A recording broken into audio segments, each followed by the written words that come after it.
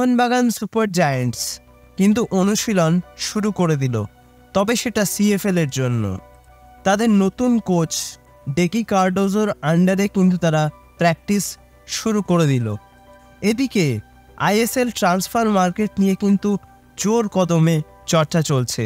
বিভিন্ন প্লেয়ারের বিভিন্ন টিমের সঙ্গে লিঙ্ক আপের খবর কিন্তু আমরা প্রত্যেক দিনই পাচ্ছি। তবে আরেকটা বিষয় যেটা নিয়ে কৌতূহল কিন্তু ক্রমশ বেড়েই চলেছে, সেটা হচ্ছে সবুজ বেলুনের নতুন কোচ কে হবেন। এটা তো আমরা আগের থেকেই জানি যে অ্যান্তোনিও লোপেস হাপাসের সবুজ বেলুন কোচের হট সিটে বসার সম্ভাবনা প্রায় নেই। সুতরাং এটা তো পরিষ্কার আগামী মরশুমে বা আসন্ন মরশুমে নতুন কারোর হাতেই উঠতে চলেছে সবুজ বেলুনের দায়িত্ব। মাঝখানে শোনা যাচ্ছিল যে একজন স্প্যানিশ কোচই কিন্তু হতে পারেন সবুজ বেলুনের আসন্ন মরশুমের নতুন কোচ, তবে কে তিনি সেই নামটা কিন্তু জানা যায়নি।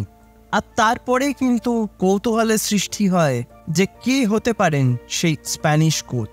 তারপরেই একজন কোচের নাম শোনা যায় যিনি কিনা লা লিগা সাইড সেভিলা এফসির কোচ ছিলেন।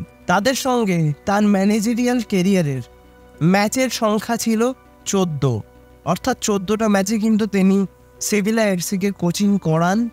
এরপরে তিনি কিন্তু যে ক্লাবটা এখন মেসি খেলছে সেই ইন্টার মায়ামি তারও কিন্তু কোচ ছিলেন। তবে এই 49 বছর বয়সী কোচটি কিন্তু কোনো স্প্যানিশ নন, তিনি একজন ইউরোগুয়ান। উরুগুয়ের জাতীয় দলকে কোচিং করানোর অভিজ্ঞতাও কিন্তু তার রয়েছে। তো এই কোচটিকে নিয়ে কিন্তু বেশ আলোচনা শুরু হয়ে যায় যে এই কোচটি হতে চলেছে মোহনবাগান সুপার জায়ান্টসের নতুন মরশুমের নতুন কোচ। তবে তোমাদেরকে বলে দিই, এই আপডেটটা কিন্তু সম্পূর্ণ ফেক। ইনি কিন্তু সবুজ বেলুনের আগামী মরশুমের কোচ হচ্ছেন না, এটা মোটামুটি কনফার্ম। এবার কে কোচ হয় সেটা জানতে গেলে আরও কয়েকটা দিন অপেক্ষা করতে হবে। তবে এই যে একটা রিউমার উঠেছিল এটা কিন্তু কমপ্লিটলি একটা ফেক রিউমার। এতক্ষণ ধরে যে কোচের বিষয়ে আলোচনা করলাম সেই কোচটির নাম হলো ডিয়েগো অ্যালানসো।